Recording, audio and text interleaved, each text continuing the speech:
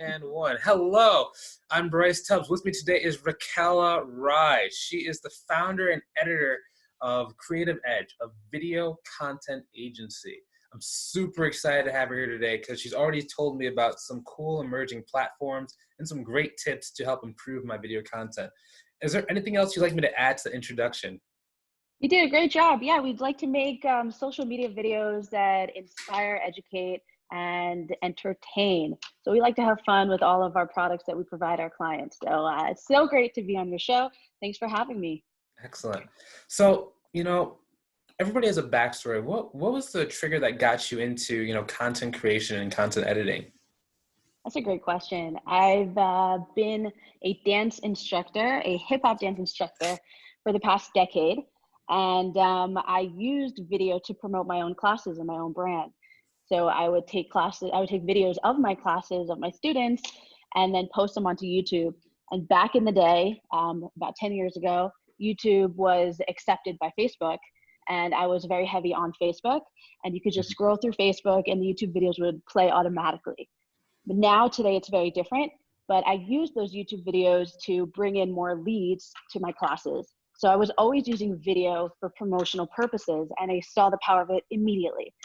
And then recently, in the past couple of years, I realized I had to either adapt my style of hip hop to the new emerging styles of hip hop that are more trending, and not be that old fart that hasn't really adapted and is irrelevant. So I either had to do that, or I had to switch it up and find a new career. So that's kind of what I was grappling with the past 2 years.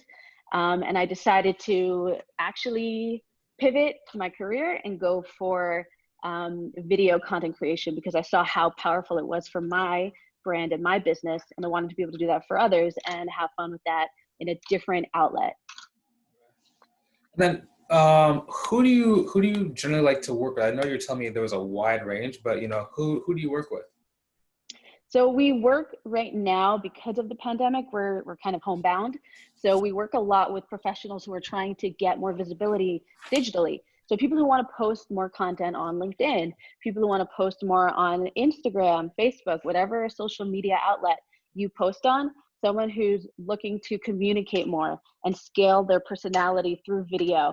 They come to us, they have an awesome backdrop just like yours with the guitars behind you, and they film themselves. They send us footage, we edit it, we chop it up, we jazz it up, we spice it up, we make it fun and consumable for their specific audience.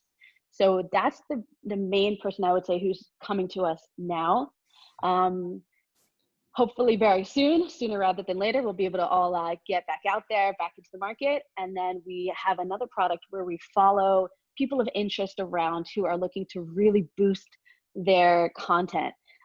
They don't want to deal with the content. They don't want to film themselves. They don't want to have to worry about holding a camera when they don't know how to place the camera itself. They don't want to look like a vlogger with something like this where they're just kind of staring at a camera to themselves. They'd rather have someone do it all for them. So that's what we do. That's another product that we provide. We follow someone around with a team of videographers, and we take the content for them. We take those videos and we document their day, whether it's a massive conference that a CEO is running that we just did for Jonathan Medved, who runs Our Crowd, is the CEO and founder of Our Crowd. And we followed him around in this massive global summit. And then we packaged up a ton of videos for him, sent them over to him. And then he has enough content for months now to just post. That's pretty cool. What's the hardest part about making videos consumable? First, you have to really understand who you're trying to get to consume it. So you really need to understand the language that your audience speaks. So that can also be which platform you're on, because on different platforms you have different framing, you have different visuals, you have the actual frame of the video itself is a different size. So you really have to understand where your audience is consuming, what language they speak in. If they're a younger crowd, they're going to want things faster. They're going to want you to speed it up. If it's an older crowd, they actually want you to speak a little bit slower. So you really need to understand the demographic who you're talking to and where you're talking to them. Mm. Can I ask you this question? So let's say that your target market speaks in a language that's slightly different than the language that you're used to. How do you, I don't know if you ever coach somebody on how to improve that. How would you help them, learn how to, would you tell them to change their language? Would you learn how to just, what would you do in that situation? That's a great question. And the only time I've ever coached anyone was in basketball practice. So I would say, like, look at what you're trying to accomplish. If that is your clientele and that's who you want to target and you want those people in your network, then you definitely have to learn their language 100%. If that's not something that you want to do, if you find yourself talking to the people who speak a completely different language than you, then maybe you need to reassess where you are located and see, okay, I can't speak their language. This is something that's above my pay grade. Maybe I do need to reassess this and look elsewhere. Ah, interesting. That's cool. There's so many different like thoughts on language and whether, you should be like some people call it like polarizing, some people call it being authentic, that debate versus like being able to switch into like care about your market enough to learn their language. So that's really interesting that to hear your take on that. Can I ask you this question? So which one do you recommend for people, to do shorter videos that are hitting the market every single day or going out to your market multiple times a day, or one or two posts per week that are a little bit more like perfect? Yes, both, both of them. You really have to switch it up. I know where the separation is. I think, and correct me if I'm wrong, I think what you're asking me is, do I want to focus my time and efforts on the polished videos and post them less, or do I want to pump out more content and put aside perfectionism? Is that kind of the question, or is there something else to it? That is, I guess like Gary Vee talks about that a Oh little yeah. bit. Yeah. I think it really has to be, there has to be a variety. And there's the document versus create kind of aspect in battle. Like, do we need to document, which is just take a phone and stick it in front of my face and talk? Or do I really need to hire an editor and polish up the videos and make sure that it's aesthetically pleasing? So my answer to that is both. You really want to have a variety of both. You want to have those videos where you're just sharing your heart and soul into a phone, where it's not polished, where you don't necessarily have subtitles because you want to get it out, you want to push it out right away, speed to market. You don't want to have that time in between where you're sending it off to the editor and they send it back polished. So you do want to have that presence, that authentic presence, but at the same time, you do want to have those polished videos because those are going to be what's on your digital business card. And what that means is people are looking for your best. They want to know what are your abilities, what your abilities are.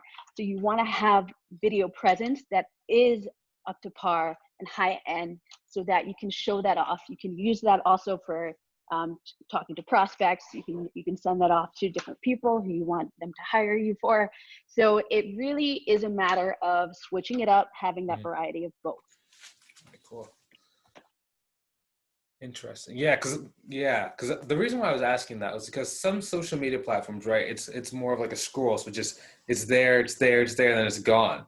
Versus like a place like YouTube where it's there forever, and they can see it, and you're getting videos from 8 years ago.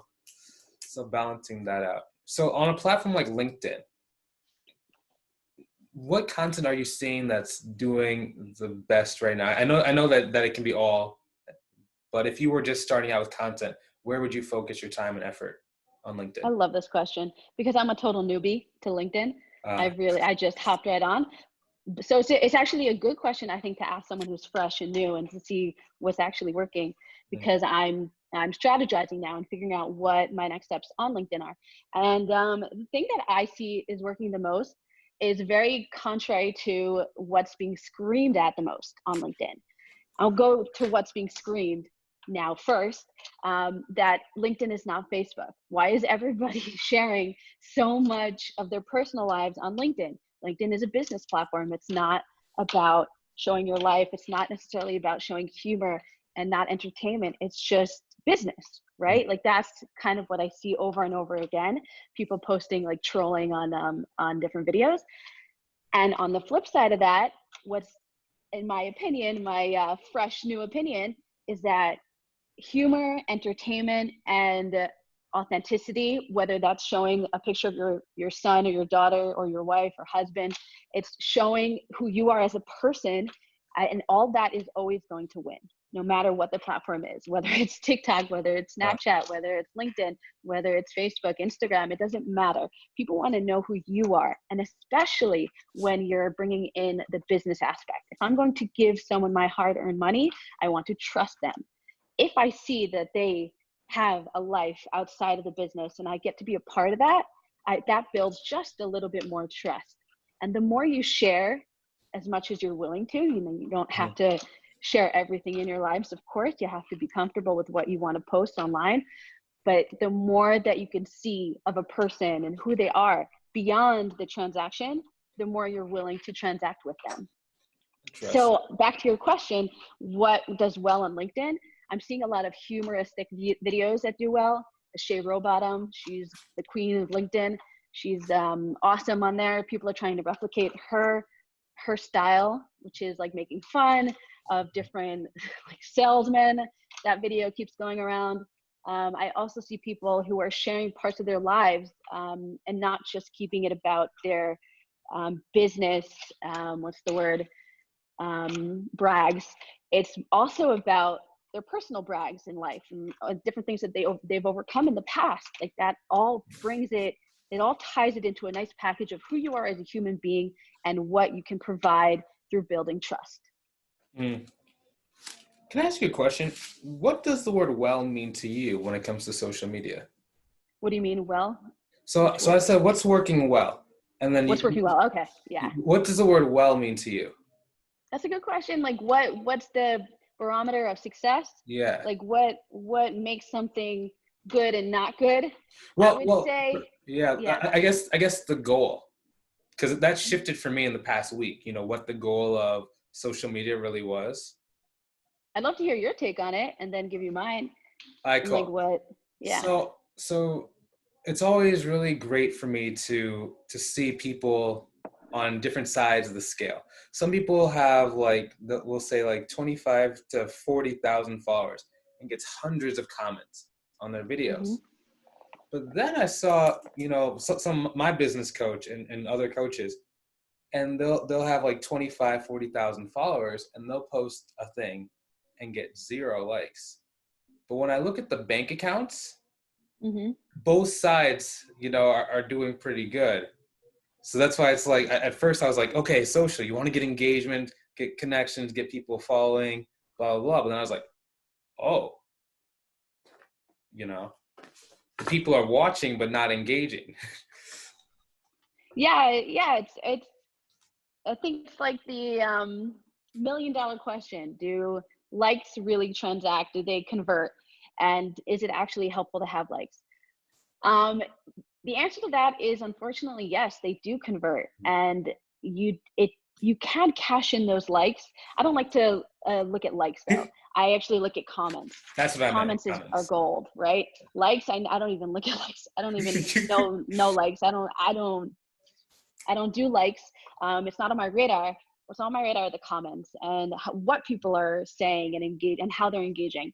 But on the flip side of that, you can only convert likes if you have some sort of business sense. Meaning, you could be the most famous person for overnight, like you can be an overnight success, mm-hmm. but if you don't know what to do with that success, you won't convert it. It won't turn into dollars in your pockets.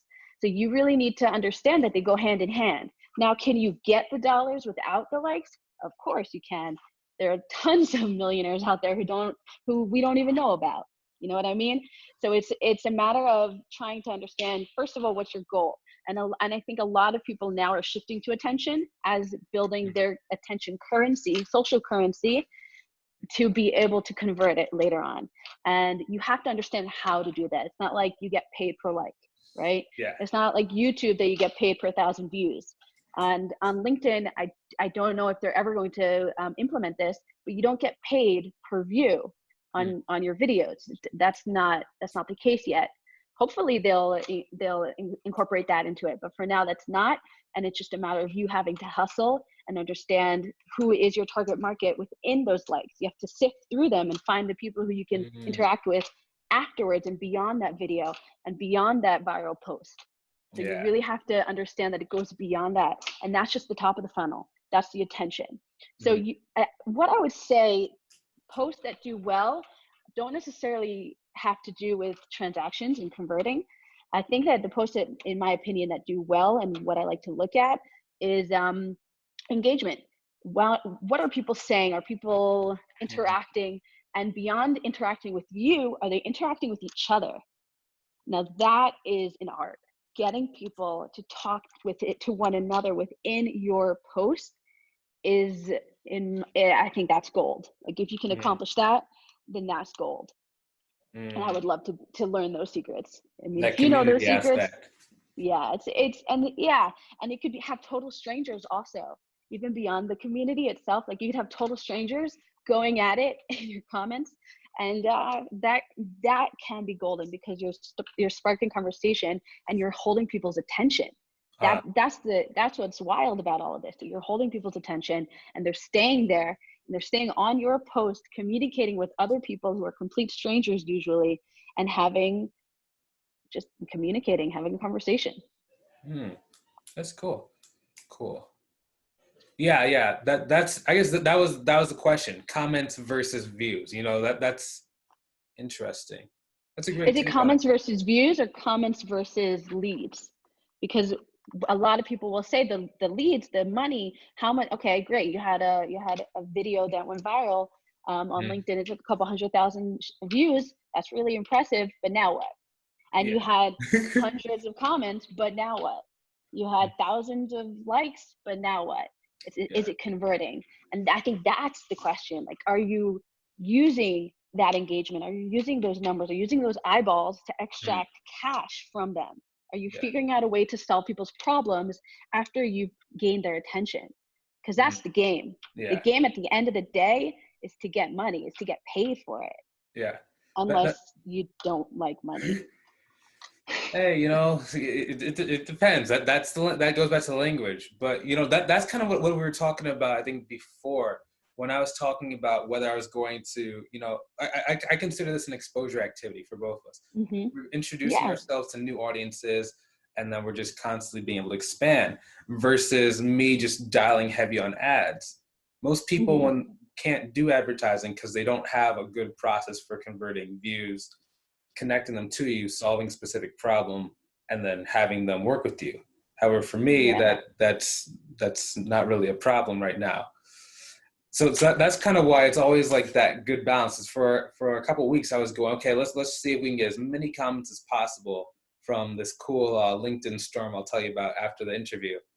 Okay. But then I saw another guy, man, 25,000 followers. He showed me his bank account finally, because I've been working with him for like 5 months, and I was like, oh my gosh, you can do that with no comments, and it scared me, man. Were all of his leads coming in from LinkedIn? Yeah, like from LinkedIn, Facebook. He does like Twitter, and he does like a bunch of like random ones too. But on everything, like of course his product sells for like $10,000 per sale. So every 1 or 2 views, that's important when you're selling something high ticket like that. So it's different. Everybody is so different. Did he fun. Share his secrets with you? Can you share it with the world right now? Well, I mean, yeah, it's not a secret. It's. Are you familiar with like funneling? Yeah, of course. Yeah. So most people understand what a funnel is, but most people can't get a funnel to work. So he figured it out. Not really. I guess it's kind of figured out, but it really comes down to, like you were saying, that language and the problem that you're solving for people, and really the ability to go from having someone who doesn't know you be able to see you within a couple hours and take a series of steps towards, hey, work with me. But it has to do with, first you get your attention, whether that's an interview or that's a advertisement. Next step is, hey, watch some of my content, which is why I have like all those 300 videos that are like 3 minutes long. The next step is generally to come to a community or a place where people are communicating with each other about how to solve that specific problem. Next thing is generally a free training or some kind of webinar or e-workshop. After that is to schedule a call to see exactly how he can help you with your particular problem. Then it's cash on the phone. But the reason why funnels don't work is because at each stage, you have to be very, very conscious of, is this person in the beginning the same person who's at the end of the phone call? If your wording is off in any of those stages, you're going to lose them. And then you're not going to be able to actually get the end result that you want. It's so scary. Like, so Yeah, scary about like, yeah, but absolutely. once I started lining it up and being very cognizant of always talking only about the thing that I help people solve and having that same phrasing be very consistent from each step, that's when the success really started hitting me, and I really started being able to really convert attention. Hmm. So, it's interesting, but it's not the Cool. traditional social media path. No, Sorry definitely for not. talking so much, but No, this is great. You're sharing some pearls of wisdom. yeah, interesting. I think the next question is, what is success to you? Success to me, I think I figured out what that was, and it's still an ongoing process of figuring out. I think I really established that for myself in the past few years while I was pivoting careers and industries, because I had to look at, like, what does pivot actually mean? Mm-hmm. Pivot is, I'm a basketball player, um, so I always think of it through a basketball lens, that you have one foot on the ground and the other foot is rotating around, and you're looking for someone either to pass the ball to or to shoot. So you're still grounded when you're pivoting, right? You still have some core, whatever it is, Mm-hmm. stuck into the ground, staked into the ground, even though you're moving around yourself. So that core for me was entertainment, and being able to get people to feel, get people to smile, get people to enjoy, emote, and as well as that, to create. Like, I need to be creating. That's selfish. That's my selfish why. And my not selfish why is I like to give to others and make them happy, sad, anxious, excited, whatever it is, to get them to feel something. And that's what I did in dance. So that was my success in dance. And I would create these elaborate dance recitals. And at the shows themselves, I wouldn't look at my students themselves, because I knew they would kill it. They had it in the bag. I would look at the audience behind me, because I wanted to see if they were able to receive it, and if they were getting anything from it. Were they being entertained? Was their attention being retained throughout the entire performance? I was always curious about that. So that to me was success, when the crowd would just be like just staring at the show, and just like they could put their phones away. Not a single phone would come out because they weren't bored. Like, that was success to me. So now I'm transferring all of that through my pivot, being able to entertain people and being able to create something from nothing, which I Mm-hmm. can do in this outlet through video, and converting it. Mm-hmm. So that is success to me, being able to entertain and converting that, and creating. That brings up an amazing point. And since you're very good at video, if you're saying that you posted some video content and you had attention at one point, but the attention kind of just fizzles out, do you have any tips for how to get that attention back? Switch it up. If it's not coming back, that means it was a one-hit wonder kind of phenomena. So you have to really switch it up. Mm-hmm. Try new things. Always be innovating. Mm-hmm. Try posting a TikTok that has nothing to do with your clientele and see where that takes you. I mean, that's the up and coming platform that we discussed beforehand. And try new things, because you can't just sit and rely on that one viral post. It's not going to go anywhere. You have to have consistency, and very few people achieve consistent virality. It's not easy. And that's why I preach visibility over virality, because it's not something that everyone is going to achieve, and that's okay. You don't need to be viral in order to gain immensely from video. You just need to be visible. And that's what we aim to do. We help people become visible through our edits, through our documentation, through our services, because we want you to be seen. Okay. Interesting. That's cool. Yeah, because that's funny that when I was talking about you got the attention, you lost it. You talk about the viral thing. That's really cool. What about for the people that, you know, they get like, you know, a few thousand, like they had a steady audience going, but like they were watching for months and months, and then just kind of that's what I mean. Like over time, it fizzled out. So when you're talking about like switching it up, do you mean like maybe switch platforms? Do you mean just literally just put a TikTok thing on Facebook and see how that works, or what is the switch up method? So for people who we're not talking about going viral for, I would say the same thing. Switch it up. Just make sure that your content looks different. If you're posting a video, what we like to call thought leadership videos, where it's just a talking headshot, similar to what we're doing now, where we're not moving, we're not being active, we're not going outside and shooting at different angles, then try that. That's kind of what I mean by switch it up. But in addition, like, I wouldn't say bail on the platform that you've invested so much time and effort into.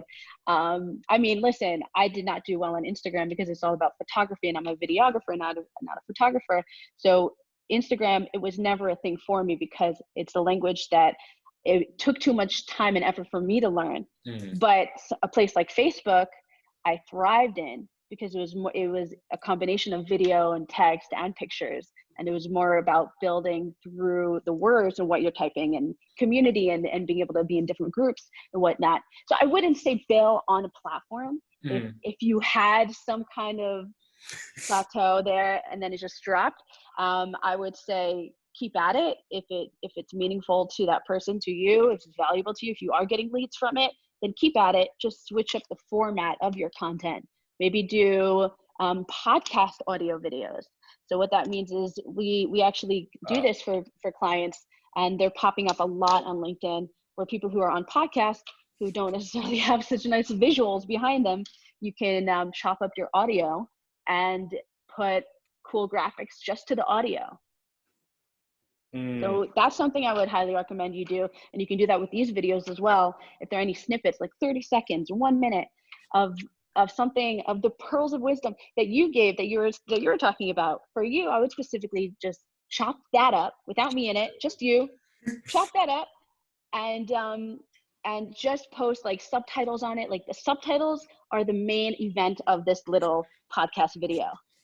And then have either a picture of you behind it, or you could have some kind of visual that's like a video of B-roll behind, that's faded out, so that's not the main focus, but the words of what you're saying is the main focus. Switching up the content is vital, because people get bored. Like, as much as they love you, I mean, just look at Madonna. That woman is a beast. She understood that people get bored, so she switched it up. Every decade, she was a new personality. I mean, she also grew as a human being, so that was cool to see her adapt. But she and you know who Madonna is, correct? Yes. I'm just assuming. Yeah. Okay, great. I'm not that old. Okay, cool. So she switched it up. She understood that in order to retain attention, it's not that people need to change, and people need to pay attention to her. So she needed to change, and she needed to adapt to the times and to the era that was. That's really good. Yeah, that's interesting. Yeah, because when I think about Madonna over the years, I'm like, oh yeah, you know, that's interesting. She was a completely different person every decade.